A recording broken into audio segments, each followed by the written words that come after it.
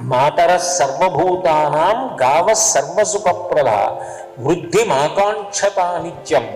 నాకు వృద్ధి కావాలి, నేను రోజు రోజుకి వృద్ధిలోకి రావాలి అని అనుకున్నవాడెవరో వాడు తప్పకుండా చెయ్యవలసిన పని ఏది అంటే వృద్ధిమాకాంక్షత నిత్యం గావకార్యా ప్రదక్షిణా.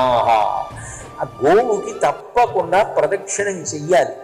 ఒక హోమం చెయ్యాలి అంటే ఎన్నో నియమాలు పాటించాలి, ఎంతో నిష్ఠతో కూర్చోవాలి, స్వాహాకారంతో మంత్రం చెప్పాలి, అప్పుడు హోమం చెయ్యాలి. హోమం చేసిన దానితో సమానము అని ఇప్పుడు చెప్తారంటే గోగ్రాసం అంటారు. గోగ్రాసం అంటే మీరు చేత్తో పట్టుకుని ఆవు దగ్గరికి తీసుకెడితే హోమకుండంలోంచి అగ్నిహోత్రం సంతోషించినప్పుడు ఎలా పైకి తిరుగుతుందో నాలుక అలా తిప్పి పట్టుకుంటుంది గోవు.